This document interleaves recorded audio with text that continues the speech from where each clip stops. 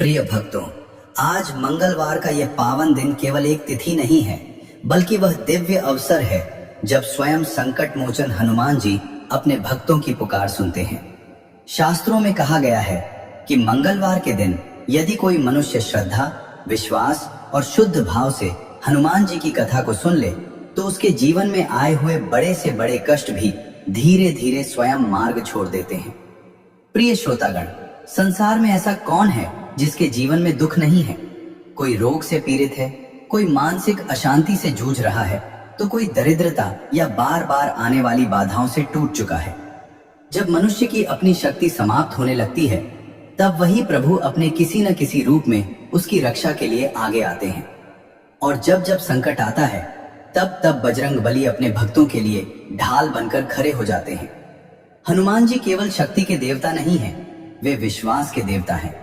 वे उस भक्त के साथ खड़े होते हैं जो टूटने के बाद भी प्रभु का नाम नहीं छोड़ता।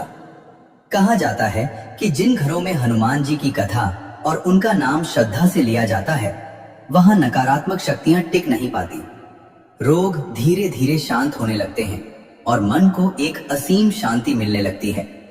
आज की यह पावन कथा कोई कल्पना नहीं है, यह उन असंख्य अनुभवों से जन्मी है जहां असाध्य रोगों से पीड़ित लोगों को स्वास्थ्य मिला, भयभीत मन को साहस मिला और डगमगाते जीवन को नई राह दिखाई दी। लेकिन यह सब तभी संभव है जब कथा को पूरे मन से, बिना अधूरा छोड़े, श्रद्धा और धैर्य के साथ सुना जाए।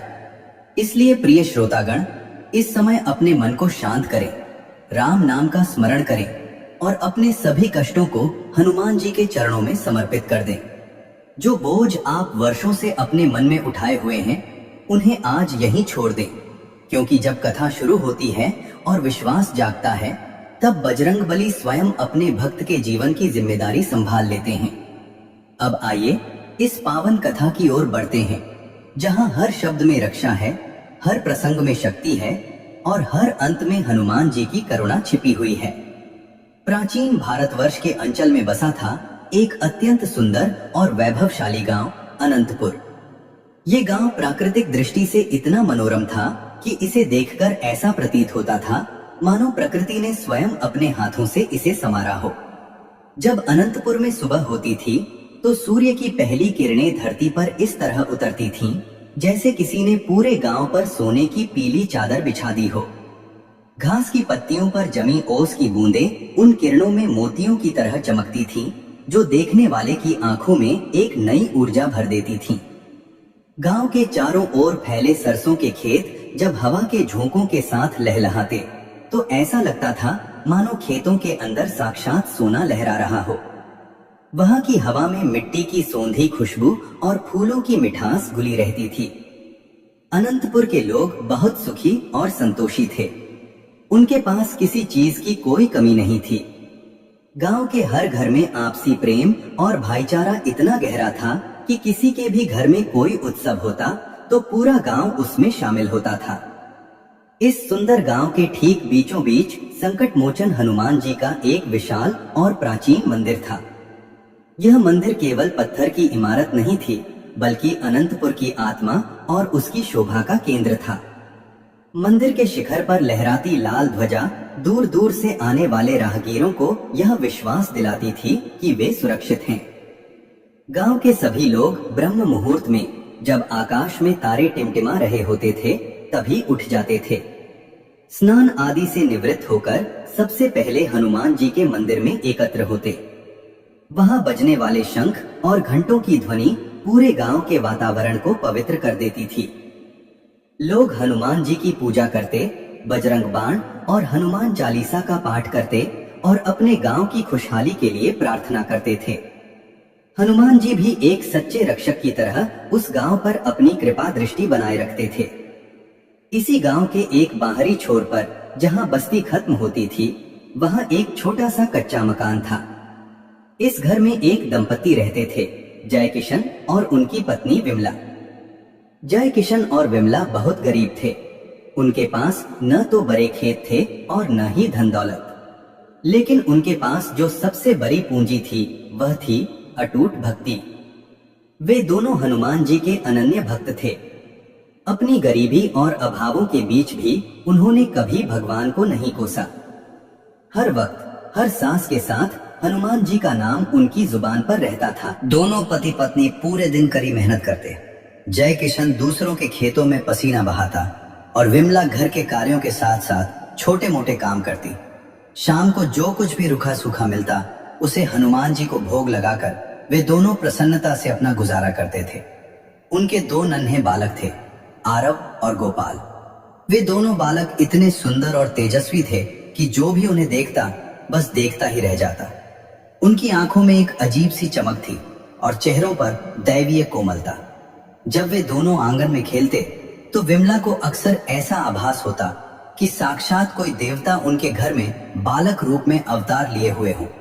उनकी मासूमियत जय किशन और विमला की सारी थकान मिटा देती थी। लेकिन जैसे जैसे वक्त बीतने लगा, आरव और गोपाल बड़े होने लगे। जैसे जैसे उनकी समझ बढ़ी, उन्होंने अपने घर की तंगहाली को महसूस करना शुरू किया। वे देखते कि गांव के दूसरे बच्चे अच्छे कपड़े पहनते हैं, उनके पास खिलौने हैं और उनके घरों में 56 भोग बनते हैं, जबकि उनके माता पिता दिन रात खटने के बाद भी मुश्किल से 2 वक्त की रोटी जुटा पाते हैं। एक शाम जब सूरज ढल रहा था और आसमान में लालिमा छाई थी, आरव और गोपाल अपनी माँ के पास जाकर बैठ गए। आरव ने मासूमियत भरे स्वर में पूछा, माँ, क्या हमारी ये गरीबी कभी खत्म नहीं होगी? क्या हम भी कभी उन बड़े घरों के लोगों की तरह अमीर नहीं बन पाएंगे? गोपाल ने भी अपनी बड़ी बड़ी आंखों में जिज्ञासा भरकर पूछा, पिताजी, क्या हमारे पास भी कभी बड़े गाड़ियां होंगी? क्या हमें भी कभी वह सब खाने को मिलेगा जो गांव के अमीर लोगों के उत्सवों में बनता है? जय किशन और विमला के पास इन सवालों का कोई ठोस जवाब नहीं था। उनके सीने में एक टीस उठी, लेकिन उन्होंने अपनी आंखों के आंसू छुपा लिए। वे बस चुप रह गए और मन ही मन हनुमान जी से अपने बच्चों के बेहतर भविष्य की प्रार्थना करने लगे। गांव में जब भी किसी अमीर के घर उत्सव होता तो आरव और गोपाल दूर से खड़े होकर उसे देखते। उनके मन में ढेरों सवाल उठते, लेकिन अपनी गरीबी के कारण वे बेबस थे। यही वह समय था जब उन दोनों भाइयों के कोमल मन में एक दृढ़ संकल्प ने जन्म लिया। उन्होंने तय किया कि वे हाथ पर हाथ धरे नहीं बैठेंगे। वे अपनी माँ और पिता के दुखों को दूर करेंगे और एक दिन अमीर बनकर दिखाएंगे। वक्त अपनी रफ्तार से चलता रहा और आरव गोपाल अब किशोर अवस्था से युवावस्था की दहलीज पर कदम रख चुके थे। एक दिन दोनों भाई अपने माता पिता के सामने जाकर खड़े हो गए। आरव की आवाज में इस बार एक अलग ही दृढ़ता थी। उसने कहा, माँ, पिताजी, अब हम बड़े हो गए हैं। हम इस तरह आपको गरीबी में घुटते हुए नहीं देख सकते। हमने फैसला किया है कि हम शहर जाएंगे और वहां खूब मेहनत करके खूब सारा धन कमा कर लाएंगे। हम आपको वह सुख देंगे जिसके आप हकदार हैं। विमला का कलेजा यह सुनकर कांप उठा। एक माँ का मन भला अपने बच्चों को खुद से दूर कैसे जाने दे सकता था? उसकी आंखों में ममता और डर के आंसू एक साथ तैरने लगे। उसने कांपते हुए कहा, बेटा, शहर बहुत बड़ा है। वहां का जीवन इस गांव जैसा सरल नहीं है। वहां तरह तरह के लोग मिलते हैं, छल कपट होता है। तुम दोनों वहां कैसे रहोगे? मैं तुम्हारे बिना कैसे जीऊंगी? तब गोपाल ने अपनी माँ के हाथ थामे और बड़े विश्वास से कहा, माँ, आप चिंता क्यों करती हैं? हमारे साथ संकट मोचन हनुमान जी हैं और जिसके साथ स्वयं बजरंग बली हो उसका कोई भी कुछ नहीं बिगाड़ सकता। आप बस यहाँ रहकर हमारे लिए और गांव के लिए हनुमान जी की पूजा करती रहना। आपका आशीर्वाद और प्रभु की कृपा हमें हर मुश्किल से बाहर निकाल लाएगी। अपने बच्चों के मुंह से भक्ति और विश्वास की ऐसी बातें सुनकर विमला और जय किशन का मन भर आया। विमला समझ गई कि अब बच्चों को रोकना संभव नहीं है। बच्चों की जिद और उनकी आंखों में छिपे सुनहरे सपनों के आगे वह हार गई। भारी मन से उसने उन्हें जाने की आज्ञा दे दी। जाने वाले दिन विमला ने हनुमान जी के मंदिर से स्पर्श किया हुआ एक छोटा सा ताबीज निकाला। उसने वह ताबीज आरव और गोपाल को देते हुए कहा, मेरे बच्चों, इस शहर की चकाचौंध में कभी अपने संस्कारों को मत भूलना। यह ताबीज साधारण नहीं है, इसमें बजरंग बली का आशीर्वाद है। जब भी कभी तुम्हारे ऊपर कोई संकट आए, कोई विपदा आए या तुम्हें लगे कि रास्ता भटक रहे हो, तब बस आंखें मूंद कर हनुमान जी का नाम ले लेना। वे स्वयं मार्ग दिखाने आएंगे। माँ के चरणों की धूल सिर पर लगाकर आरव और गोपाल ने अपने गांव अनंतपुर की सीमा पार की। जाते समय विमला अपनी आंखों में आंसुओं का सैलाब लिए उन्हें तब तक देखती रही जब तक कि वे आंखों से ओझल नहीं हो गए। बच्चे भी बार बार मुड़कर अपनी माँ और उस पवित्र मंदिर के शिखर को देख रहे थे। उनकी आंखों में अपने घर को छोड़ने का दुख तो था, लेकिन भविष्य को संवारने की एक नई उमंग भी थी। जैसे ही वे शहर की सीमा में दाखिल हुए, उनकी आंखें फटी की फटी रह गईं। उन्होंने आज से पहले कभी ऐसी दुनिया नहीं देखी थी। आसमान को चूमती गगनचुंबी इमारतें, सड़कों पर दौड़ती शोर मचाती गाड़ियां और चारों तरफ लोगों का एक ऐसा रेला जो जैसे किसी अंधी दौड़ में दौड़ रहा था। अनंतपुर की शांति के आदि उन दोनों भाइयों के लिए ये शोर और ये भीड़ स्तब्ध कर देने वाली थी। प्रिय श्रोतागण, जैसे ही आरव और गोपाल ने शहर की उस पथरीली और शोर से भरी जमीन पर कदम रखा, उन्हें ऐसा महसूस हुआ मानो वे किसी दूसरी ही दुनिया में आ गए हों। वहां की गगनचुंबी इमारतें इतनी ऊंची थीं कि उन्हें देखने के लिए सिर पूरा पीछे की ओर झुकाना पड़ता था। अनंतपुर की वह ठंडी और शुद्ध हवा अब कहीं खो चुकी थी। उसकी जगह अब धुआं, धूल और मशीनों की कर्कश आवाजों ने ले ली थी। शहर के लोग अपनी ही धुन में इतनी तेजी से भाग रहे थे कि किसी को भी किसी दूसरे की ओर देखने की फुर्सत तक नहीं थी। आरव और गोपाल, जो अब तक केवल खेतों की हरियाली और अपनों का प्यार देखते आए थे, इस अजनबी भीड़ को देखकर भीतर से कांप उठे। उनके पास रहने का कोई ठिकाना नहीं था और न ही कोई जान पहचान वाला। वे दोनों भाई एक दूसरे का हाथ मजबूती से थामे हुए आगे बढ़ रहे थे, क्योंकि उन्हें डर था कि कहीं इस भारी भीड़ में वे एक दूसरे से बिछड़ न जाएं। पूरा दिन बीत गया। भूख और प्यास से उनका बुरा हाल था, लेकिन शहर की चकाचौंध के पीछे छिपा अंधेरा अब उनके सामने आने लगा था।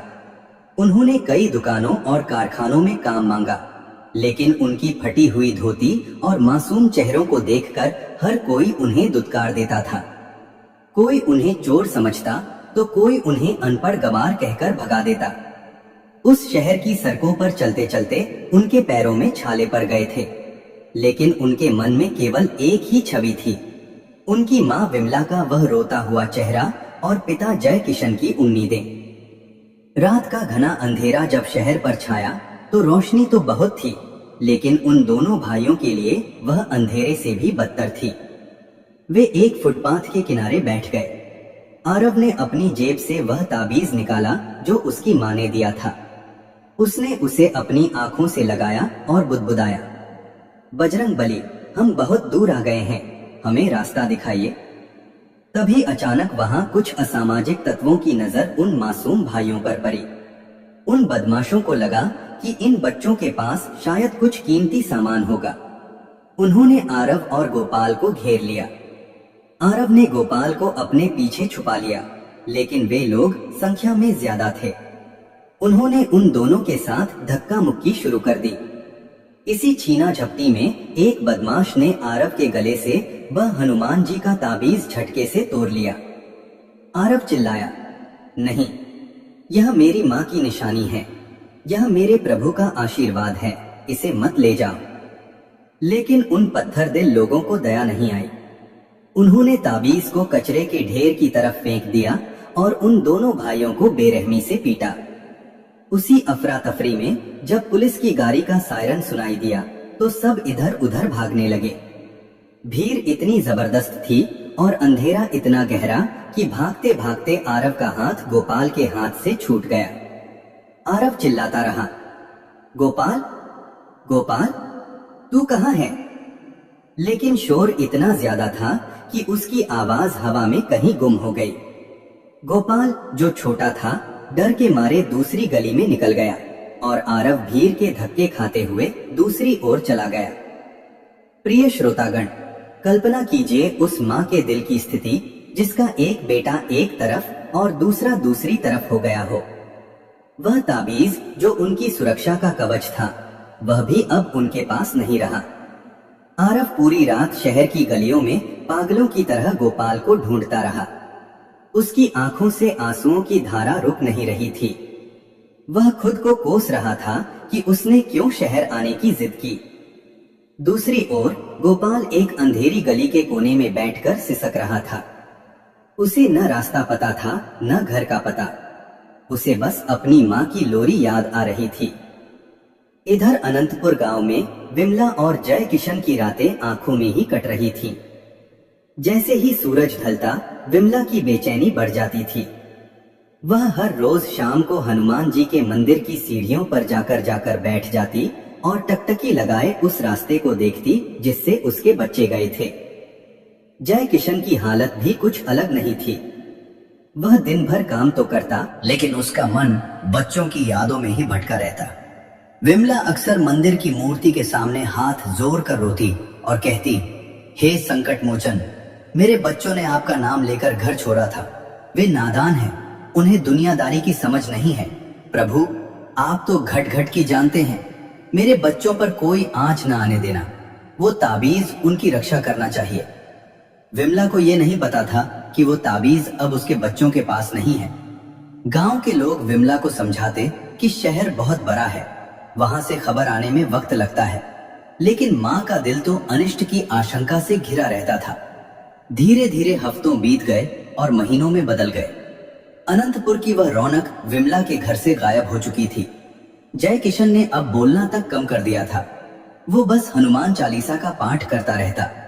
गांव के मंदिर में जब आरती होती तो विमला की करुण पुकार सुनकर पत्थर भी पिघल जाए। वह कहती, हे बजरंगबली, सुना है आप भक्तों के दुखों को हर लेते हैं। मेरी गोदी सूनी हो गई है, मुझे मेरे आरव और गोपाल की एक झलक दिखा दो। उधर शहर में मुसीबतें कम होने का नाम नहीं ले रही थीं। आरव को एक सेठ के गोदाम में काम तो मिल गया, लेकिन वहां भी उसकी किस्मत ने उसे धोखा दिया। एक रात गोदाम में चोरी हो गई और सारा इल्जाम आरव पर लगा दिया गया। वह मासूम लड़का चिल्लाता रहा कि वह निर्दोष है, उसने चोरी नहीं की, लेकिन शहर के उस निष्ठुर न्याय ने उसकी एक न सुनी। उसे पुलिस के हवाले कर दिया गया। आरव के पास अब न तो भाई था, न माँ का आशीर्वाद वाला ताबीज और न ही अपनी बेगुनाही साबित करने का कोई जरिया।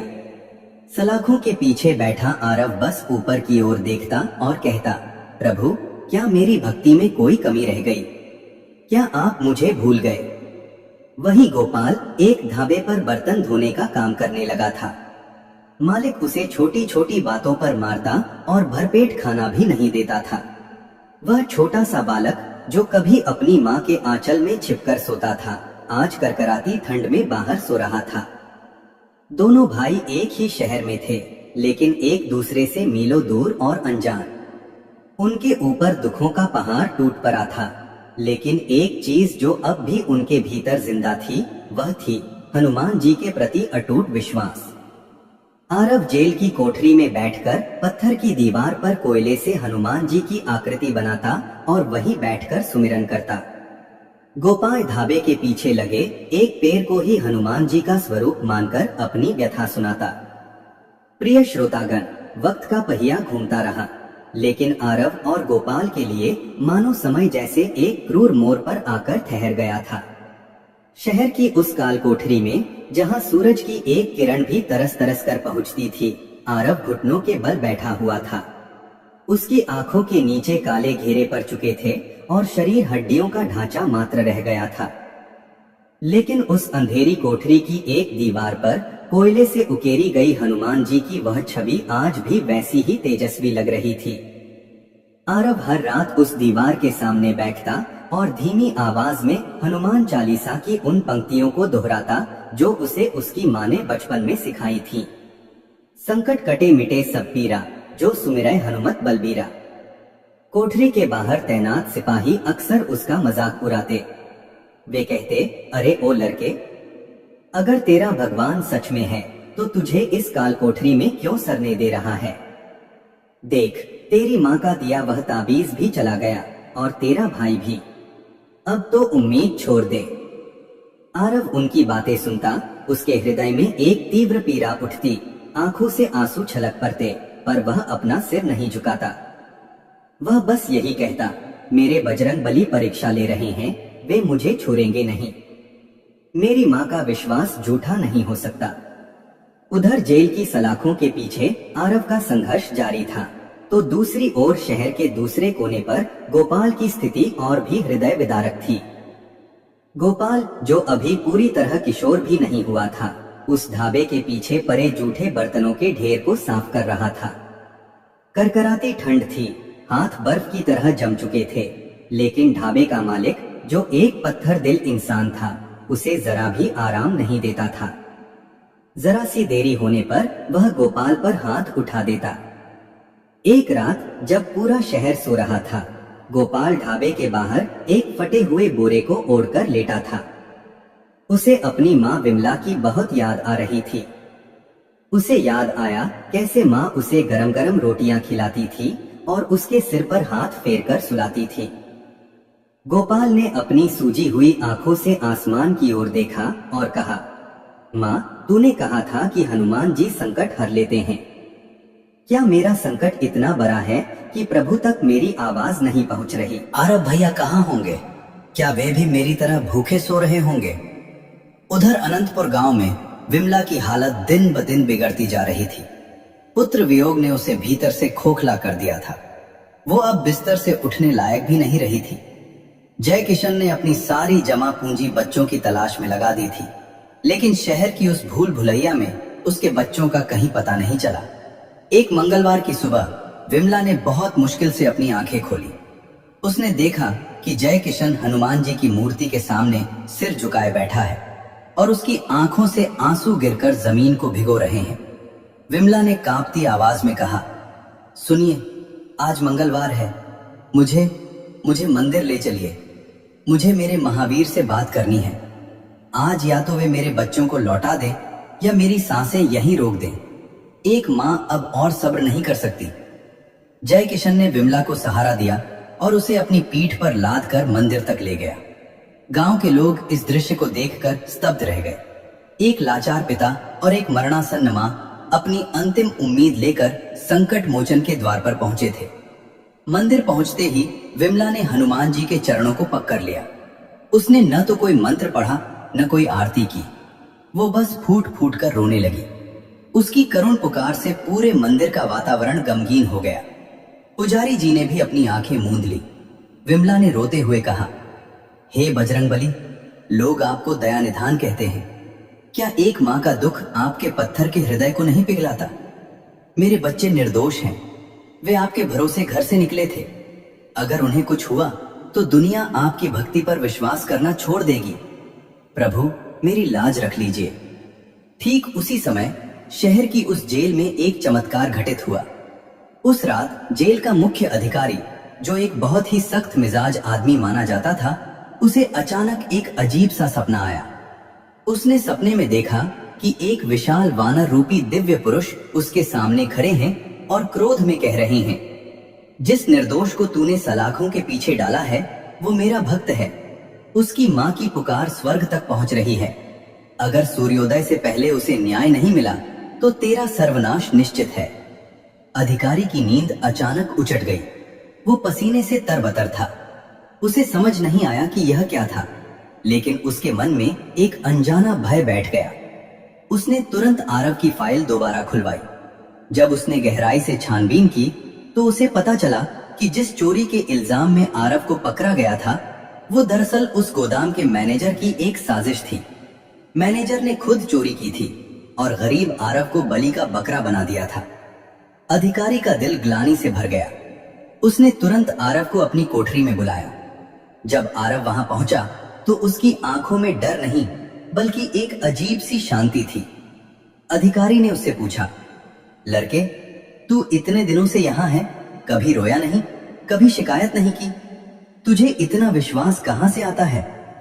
आरव ने अपनी फटी हुई कमीज के नीचे से वो जगह दिखाई जहां कभी ताबीज बंधा था और बोला, साहब, मेरी माँ ने कहा था कि हनुमान जी कभी साथ नहीं छोड़ते। ताबीज खो गया पर प्रभु तो मेरे भीतर ही हैं।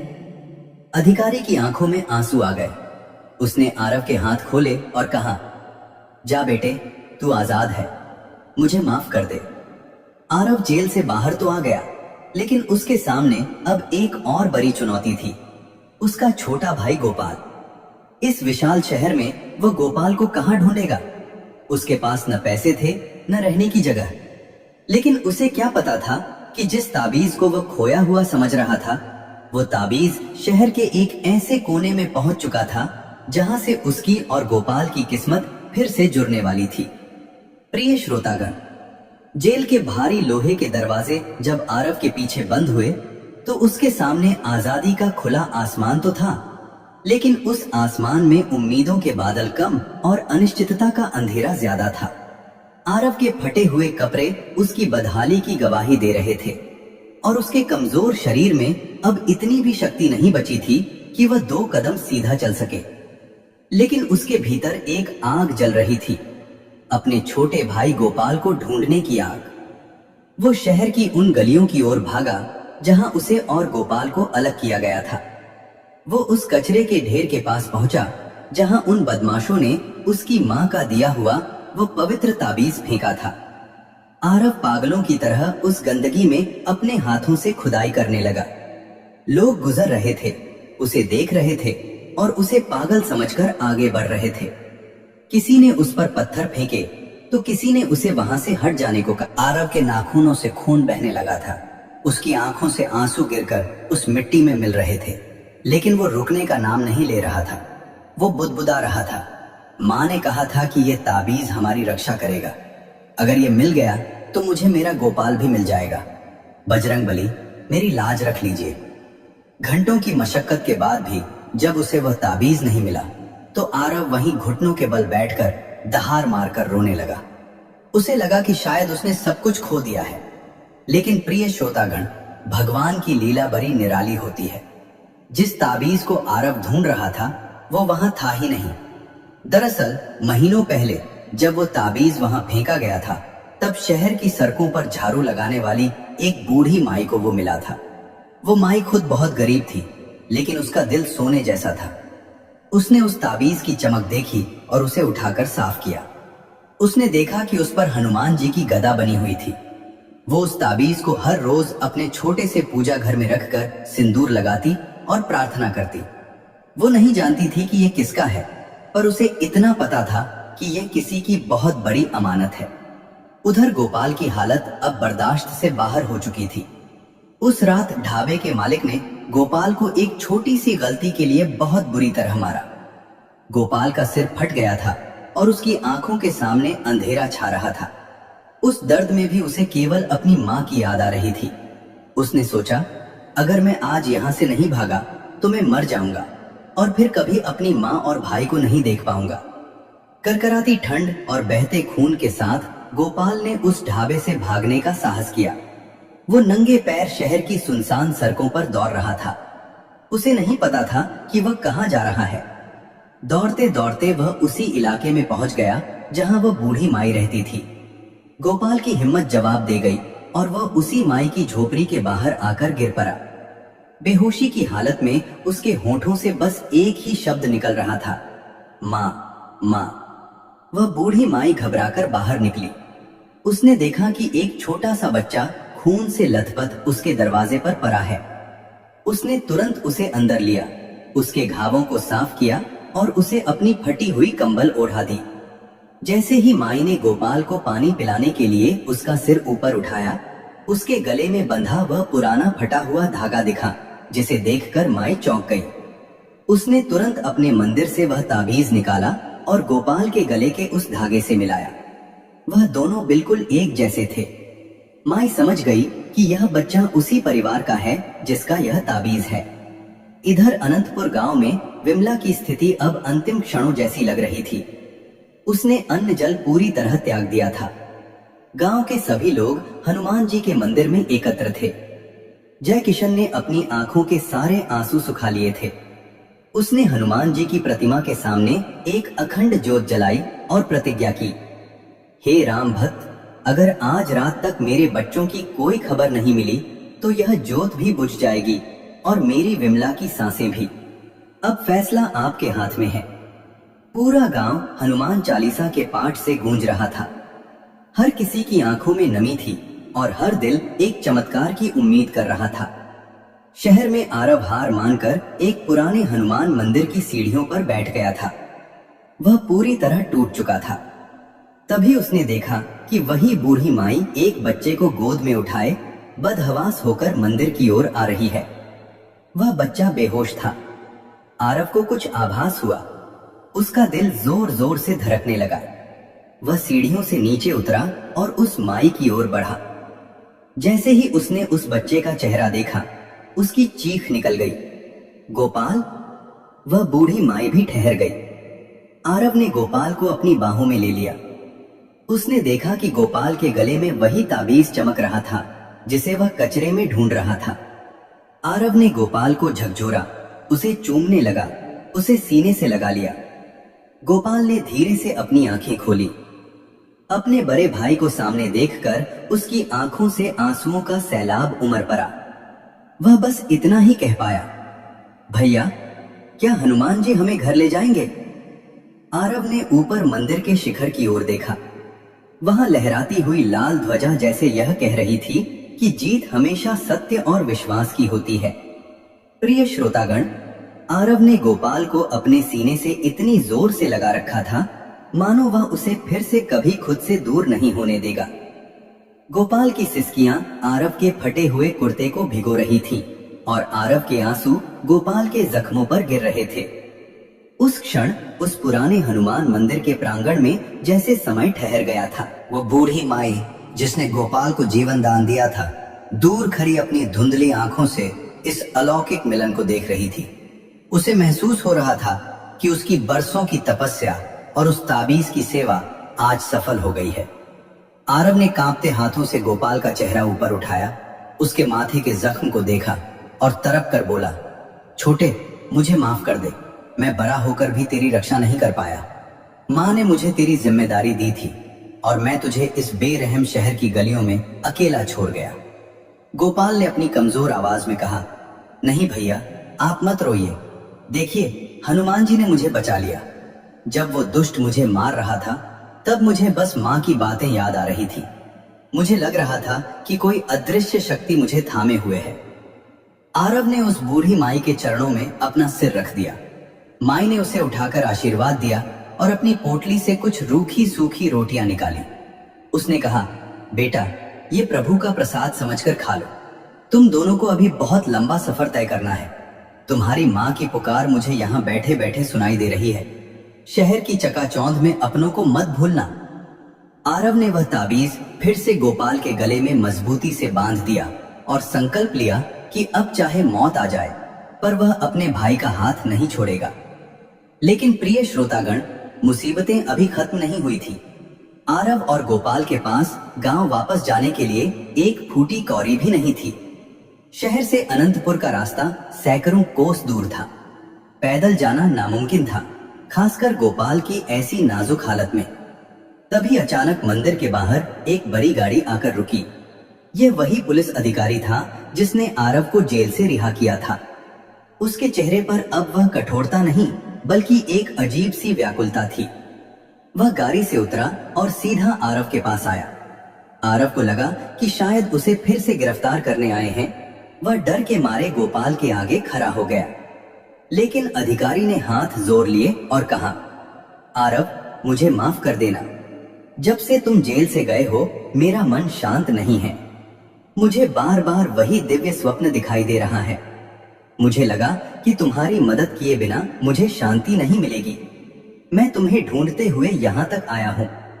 अधिकारी ने जब गोपाल की हालत देखी तो उसका दिल पसीज गया।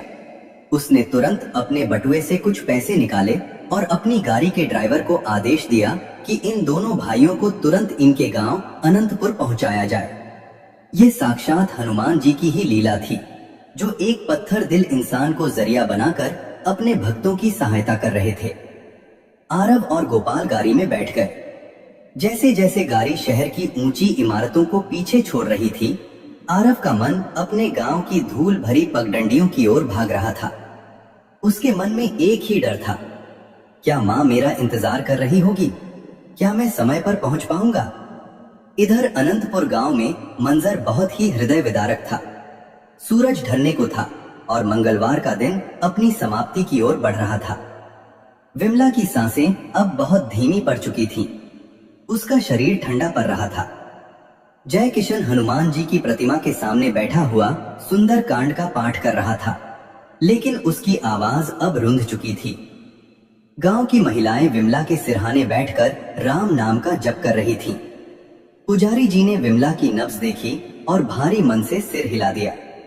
विमला ने बहुत मुश्किल से अपनी पलकें झपकाईं और धुंधली आवाज में बुदबुदाई, आरव, गोपाल, क्या तुम आए? जय किशन ने विमला का हाथ थाम लिया और रोते हुए कहा, विमला, हौसला मत हारो, बजरंग बली पर भरोसा रखो, वे हमारे बच्चों को जरूर लाएंगे। तभी मंदिर के बाहर एक तेज रोशनी दिखाई दी। गांव के लोग चकित रह गए कि इस समय गांव की सीमा पर गाड़ी की रोशनी कहां से आई। आरव और गोपाल जैसे ही गांव की मिट्टी पर उतरे, उन्होंने सबसे पहले उस मिट्टी को चूम लिया। आरव गोपाल को सहारा देकर सीधा अपने घर की ओर भागा। रास्ते में हनुमान जी का मंदिर पड़ा। आरव एक पल के लिए रुका, मंदिर के शिखर को प्रणाम किया और फिर पागलों की तरह अपने घर के आंगन में दाखिल हुआ। जैसे ही आरव ने घर के दरवाजे पर कदम रखा, उसने देखा कि उसकी मां निश्चेष्ट पड़ी है और पूरा गांव वहां जमा है। आरव की चीख निकल गई, मां! विमला के कान में जैसे ही अपने बड़े बेटे की आवाज पड़ी, उसके शरीर में एक बिजली सी दौड़ गई। जो आंखें हमेशा के लिए बंद होने वाली थीं, वे अचानक खुल गई। आरव और गोपाल अपनी मां के पैरों से लिपट गए। विमला ने कांपते हाथों से अपने दोनों बच्चों के चेहरों को छुआ। उसकी आंखों से आंसुओं का सैलाब उमड़ पड़ा। वो कुछ बोल नहीं पा रही थी, बस अपने बच्चों को निहार रही थी। पूरे गांव में सन्नाटा छा गया। हर किसी की आंखें नम थीं। ये केवल 2 बच्चों का अपनी मां से मिलन नहीं था, बल्कि ये विश्वास की जीत थी। जय किशन ने देखा कि गोपाल के गले में वही ताबीज चमक रहा है और आरव के चेहरे पर वही तेज है जो भक्ति से आता है। उसने हनुमान जी की ओर हाथ जोर कर कहा, प्रभु, आपने मेरी लाज रख ली।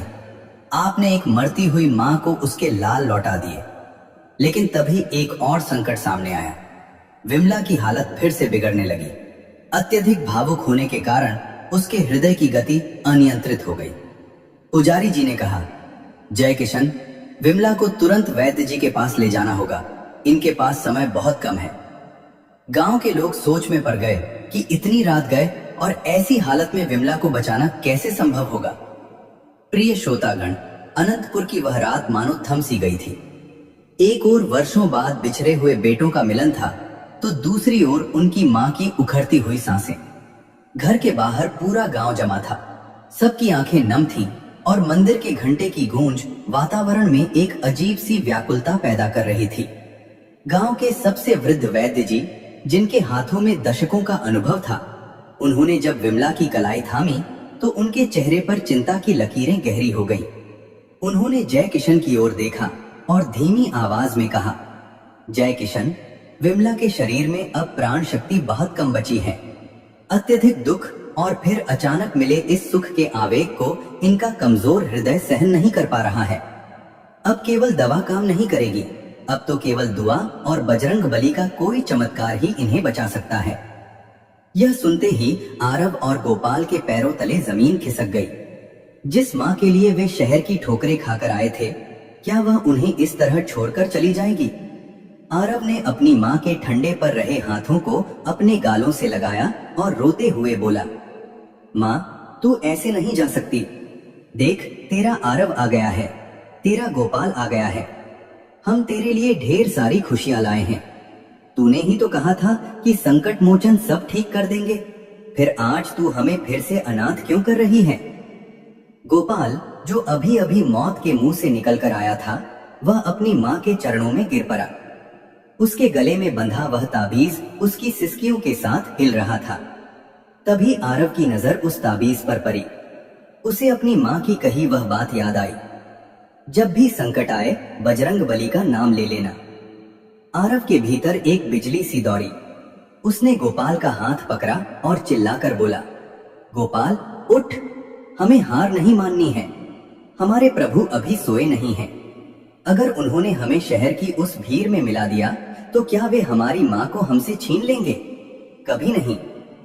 आरव और गोपाल नंगे पैर दौड़ते हुए घर से बाहर निकले और सीधा गांव के उस विशाल हनुमान मंदिर की ओर भागे। रात का तीसरा पहर था, चारों ओर सन्नाटा था, लेकिन उन दोनों भाइयों के पैरों की धमक और उनके जय श्री राम के उद्घोष ने पूरे अनंतपुर को जगा दिया। मंदिर पहुंचकर आरव ने मंदिर के भारी किवाड़ खोल दिए। पुजारी जी भी पीछे पीछे आ गए थे। आरव और गोपाल ने हनुमान जी की उस दिव्य प्रतिमा के सामने साष्टांग दंडवत किया। आरव ने गरजते हुए कहा, हे पवन पुत्र, आज एक बेटा आपसे अपना हक मांगने आया है।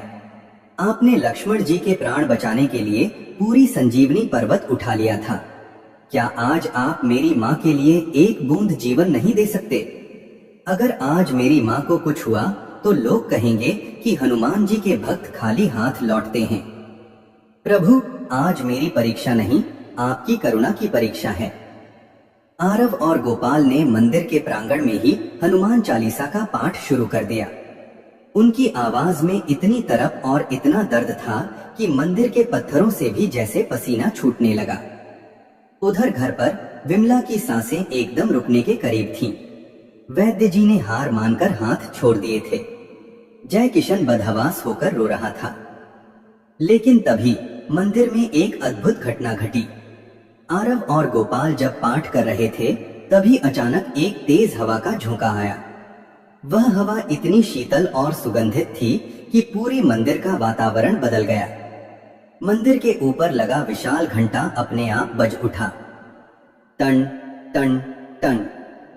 पुजारी जी चकित रह गए क्योंकि हवा तो चल रही थी, पर घंटा इतनी जोर से बज रहा था मानो साक्षात हनुमान जी अपनी उपस्थिति दर्ज करा रहे हों। तभी हनुमान जी के दाहिने हाथ पर रखा एक लाल गुलाब का फूल जो सुबह चढ़ाया गया था, वह धीरे से नीचे गिरा और सीधा आरव की झोली में जा गिरा। पुजारी जी चिल्लाए, आरव, गोपाल, देखो, संकट मोचन ने तुम्हारी पुकार सुन ली है। ये फूल नहीं, ये माँ के जीवन का आशीर्वाद है। इसे ले जाओ और अपनी माँ के सिरहाने रख दो। आरव और गोपाल उस फूल को अपनी आंखों से लगाकर पागलों की तरह घर की ओर दौड़े। घर पहुंचते ही आरव ने वो फूल विमला के माथे पर स्पर्श कराया और मंदिर का थोड़ा सा चरणामृत उसके सूखे होठों से लगा दिया। पूरे कमरे में एक दिव्य प्रकाश फैल गया। जो विमला अब तक निश्चेष्ट परी थी, उसके शरीर में एक थरथराहट हुई। उसने एक गहरी सांस ली और अपनी आंखें खोल दी। सबसे पहले उसकी नजर अपने दोनों बेटों पर पड़ी। उसने बहुत धीमी लेकिन स्पष्ट आवाज में कहा, बजरंग बली, जय बजरंग बली। वैद्य जी ने तुरंत विमला की नब्ज पकड़ी और उनके चेहरे पर आश्चर्य के भाव आ गए। उन्होंने कहा, चमत्कार, महाचमत्कार। जो नब्ज डूब चुकी थी वो अब फिर से पूरी ताकत के साथ चल रही है। विमला अब खतरे से बाहर है। ये किसी दवा का नहीं, बल्कि इन बच्चों की अटूट श्रद्धा और हनुमान जी की असीम अनुकंपा का फल है। पूरा अनंतपुर गांव जय बजरंग बली के नारों से गूंज उठा। जय किशन ने अपने दोनों बेटों को गले लगा लिया। अगले कुछ दिनों में विमला पूरी तरह स्वस्थ हो गई। आरव और गोपाल ने शहर से जो थोड़ा बहुत धन बचाया था और जो उस पुलिस अधिकारी ने उन्हें भेंट स्वरूप दिया था, उससे उन्होंने गांव में ही एक छोटा सा काम शुरू किया। लेकिन उन्होंने सबसे पहले हनुमान जी के उस मंदिर का जीर्णोद्धार कराया। आरव और गोपाल की कहानी अब केवल अनंतपुर की नहीं, बल्कि दूर दूर के गांवों तक फैल गई थी। लोग देखने आते थे कि कैसे दो भाइयों के विश्वास ने मौत को भी मात दे दी। आरव और गोपाल अब अमीर तो थे, पर धन से नहीं, बल्कि संतोष और भक्ति से। वे हर मंगलवार को पूरे गांव के लिए भंडारा करते और हनुमान जी की महिमा का गुणगान करते। प्रिय श्रोतागण, अनंतपुर के उस शांत वातावरण में पुलिस की गाड़ी का सायरन एक नई हलचल पैदा कर गया था।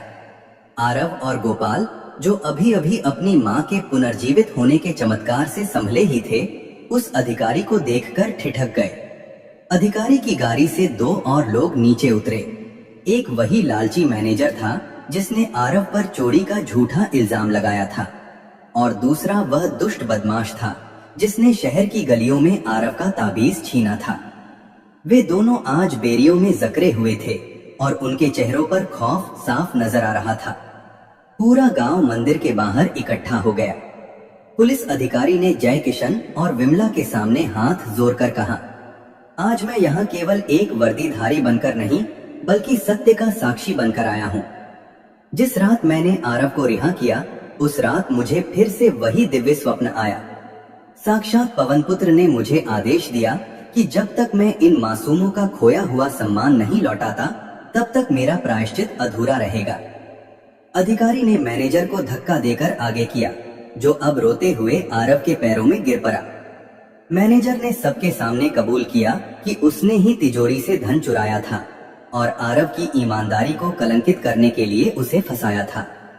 यही नहीं प्रिय श्रोतागण, वह बदमाश जिसने ताबीज छीना था उसने भी कांपते हुए बताया कि जिस रात उसने वह ताबीज फेंका था उसके बाद से उसके जीवन में अनर्थ शुरू हो गए थे।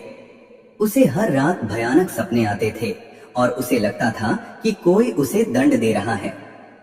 पुलिस अधिकारी ने आरव और गोपाल को वह सारा धन और पुरस्कार राशि सौंपी जो उनकी ईमानदारी और मेहनत के बदले उन्हें मिलनी चाहिए थी।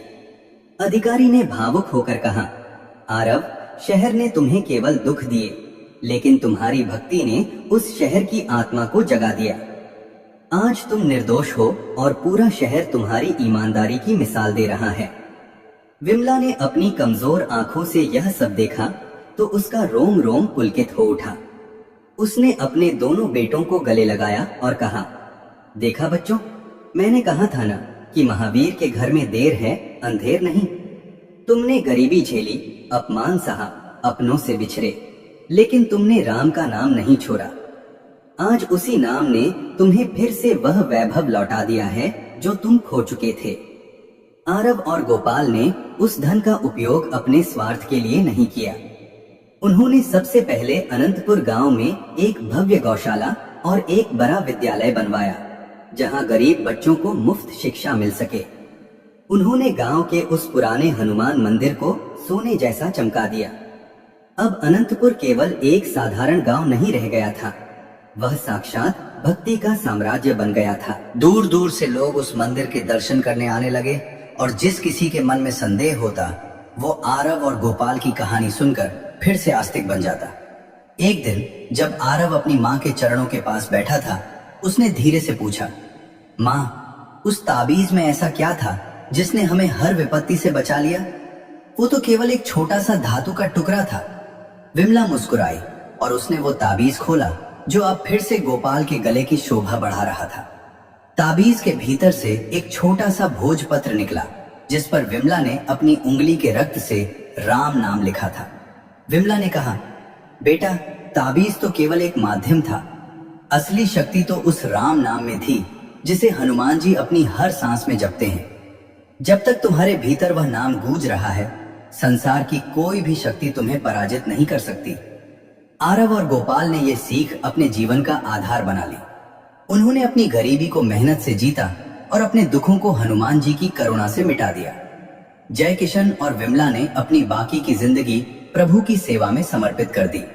अनंतपुर गांव आज भी उस चमत्कार का गवाह है जहां सुबह की पहली किरण के साथ हनुमान चालीसा की गूंज सुनाई देती है और हर घर के बाहर लाल ध्वजा लहराती है। प्रिय श्रोतागण, यह पावन कथा हमें सिखाती है कि जीवन में कितनी भी बड़ी विपदा क्यों न आ जाए, यदि आपका विश्वास अटल है और आपकी नीयत साफ है तो स्वयं भगवान आपके रक्षक बन जाते हैं। मंगलवार का व्रत केवल भूखा रहने का नाम नहीं है, यह अपने भीतर के विकारों को मारकर हनुमान जी जैसी अटूट भक्ति को जगाने का संकल्प है। जो मनुष्य इस कथा को पूरे मन से सुनता है, उसके जीवन से दरिद्रता, रोग और मानसिक अशांति वैसे ही दूर हो जाते हैं जैसे सूर्य के उदय होने पर अंधकार मिट जाता है। हनुमान जी की करुणा अनंत है। वे आज भी वहां मौजूद हैं जहां राम कथा होती है, जहां दीन दुखियों की सेवा होती है और जहां विश्वास का दीप जलता है। यदि आप भी अपने जीवन में संकटों से घिरे हैं तो आज ही स्वयं को बजरंग बली के चरणों में समर्पित कर दें। याद रखिए, उनके रहते आपका कभी अनिष्ट नहीं हो सकता। आशा है कि मंगलवार व्रत की यह हृदय स्पर्शी और दिव्य कथा आपके जीवन में एक सकारात्मक बदलाव लाएगी। इस कथा के हर प्रसंग को अपने मन में उतारें और भगवान के प्रति अपनी आस्था को और दृढ़ करें।